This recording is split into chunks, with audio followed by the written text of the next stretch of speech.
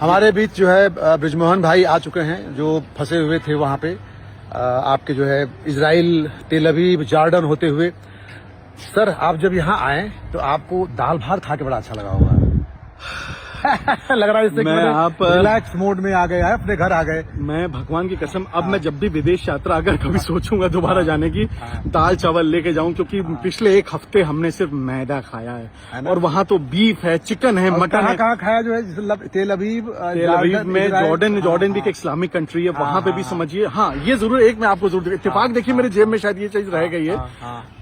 ये मैंने वहां जरूर खाया। ये वहां पे ना खजूर, ये होता है खजूर।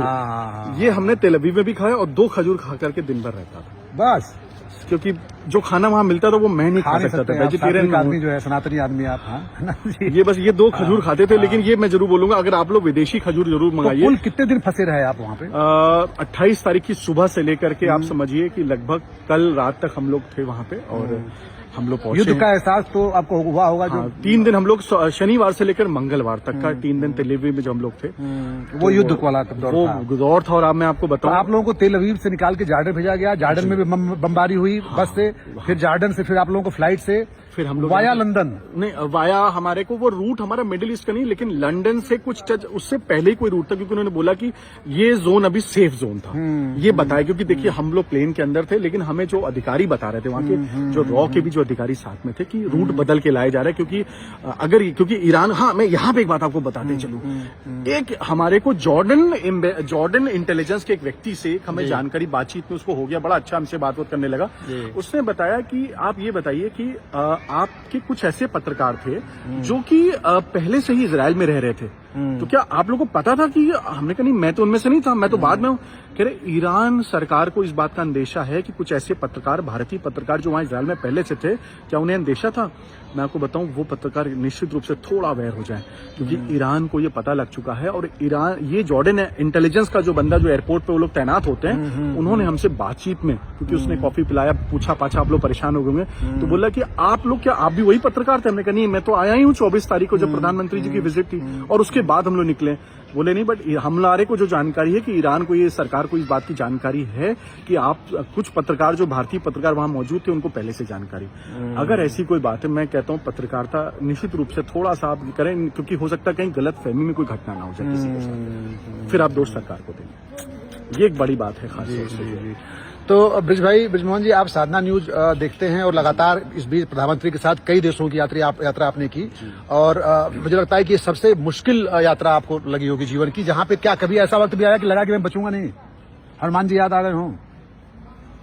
ये मैं हमेशा अपने साथ हनुमान चालीसा लेके चलता। क्या बात है, इसीलिए लेके चलता हूँ। और आप विश्वास नहीं करेंगे ना, वहाँ के जो विदेशी मंत्रालय के जो लोग थे ना, उन्होंने मुझसे बोला, बृजमोहन जी हनुमान चालीसा पढ़ते रहिए, यानी किसी के बस में कुछ है नहीं। और जब बम फटता है ना, तो वो देखता ही नहीं कि भारतीय है कि इजरायली है। सही बात। और आपके बगल में ना गोलियों से तो आप बच जाएंगे, राइट लेफ्ट चोट लगेगी, मिसाइल से आप बचेंगे नहीं। और ये कहने की बातें थी कि बंकर बहुत अच्छे होते हैं, 100 फीट गहरे बंकर में हमने देखा कि लोग मर गए वहां पे, और आपको कुछ नहीं बताया जा रहा असलियत क्या, क्योंकि हमें कुछ बताया। ये तो इंडियन मीडिया है, धन्यवाद देना चाहिए सरकार का, कितनी बेहतरीन सरकार है हमारी। वहां तो सरकार आपको कुछ बता नहीं रही, आप वहां विजुअल्स नहीं ले सकते लाशों के, अस्पताल आप नहीं जा सकते हैं, और जब घटना होती तो हमें मालूम ही नहीं कि जगह कौन सी। जैसे आपको हमें मालूम है कि अभी गौर सिटी हमें जाना है, वहां पे किस जगह जाना है, घटना ये हमें मालूम ही नहीं, क्योंकि कौन बताने वाला हमें। और जब हम अगले दिन सुबह पहुंच रहे हैं, और सारे और भी पत्रकार, सिर्फ साधना नहीं, और भी जितने पत्रकार, बोला जा रहा है कि ओनली वन कैजुअलिटी, 1% डाइड। लेकिन वहां पे जो लोकल का, जो इजरायलियन जो कि यहाँ पे हिमाचल आते हैं फूकने के लिए, उन्होंने बताया there were 4 houses, nobody is alive. इससे पता लगता है कि बड़ी वहां घटना हुई। और मैं आपको सच बताऊं कि वहां का टेक्नोलॉजी, जो कहने की बातें है ना, अलार्म बजता था हम लोग को, एक दिन सुबह 5 बजे की बात मैं आपको बताऊं कि अलार्म बजा ही नहीं, बस धुड़ुम धुड़ुम की आवाजें आ रही थी, पता लगा कि बिना अलार्म की चीजें आ गई। तो टेक्नोलॉजी फेल है, और जब वो आपके ड्रोन्स और खासतौर से मिसाइलें दगती है ना, तो नहीं पता हमारे 200 मीटर से हम कितनी दूरी पे हैं। और अभी आपको पता लगा होगा कि खासतौर से मिडिल ईस्ट में सारे अमेरिकन एम्बेसी को उन्होंने टारगेट किया। हो सकता है कि तेल अवीव की उसको टारगेट किया था, तो हम भी नहीं बचते। हम फिर आप हो सकता है ये खबर बता रहे थे कि हमारे साथ के थे। नहीं, हम लोगों ने मजाक में कहा था कि जब अगर ब्रिज भाई शहीद हो जाएंगे तो हम उनकी स्मृति में जो है, जो फेसबुक से हम लोग जो कमा रहे हैं पैसे, उससे आपकी जो मूर्ति बनवाई जाएगी। लेकिन ये मजाक की बात है, लेकिन दिल तो देखो मित्रों को धड़कता ही रहता है। और हम तो नहीं कहेंगे कि जान बची तो लाखों पाए, लौट के बुद्धू घर को आए। बुद्धू अब पत्रकार नहीं होता है, लेकिन जब अंतर्राष्ट्रीय ऐसी आपदाएं हो जाएं जहां पे विश्व युद्ध का खतरा है और कहीं भी मिसाइल गिर रही हो, तो वैसे में जान बचा के भारत आना, अपने घर लौट आना और दाल भात खाना सबसे कीमती चीज है। तो ब्रिज भाई का अपने देश में स्वागत है। एक चीज मैं जरूर बताऊंगा, कुछ पत्रकार अभी भी वहां पे हैं जिनके संस्थानों ने बोला हम आपकी व्यवस्था कराएंगे, लेकिन व्यवस्था वो कतई नहीं करा सकते। अगर कोई व्यवस्था करा सकता है वहां से आने की तो सिर्फ सरकार करा सकती है। और उनका बहुत मन था होली में आने का। उसमें से एक ऐसे पत्रकार है जिनकी शादी मात्र 8 महीने पहले हुई है। मैं नाम नहीं लेना चाहता हूं। मेरी अपील है, मैं खास तौर से चाहूंगा ऐसे संस्थानों के मुखियाओं से कृपया बुलाइए उनको, क्योंकि ऐसा कुछ वो नहीं दिखा रहे हैं या आप उनको दिखाएंगे सिर्फ और सिर्फ इजराइल से हमें क्या लेन देना। कोई आपको याद होगा प्रिंस को बचाना है, ऐसी खबरों को आप दिखाइए ना 24 घंटे। वहां पे इजरायलियंस मर रहे हैं, ईरान में क्या हो रहा है, अरे आपसे क्या लेना देना, क्या खबरों के टीआरपी के चक्कर में आप पड़े। अभी मैं आपको बताऊं, एक हमारे पत्रकार को मिडिल ईस्ट में 12 घंटे के लिए रोक लिया गया।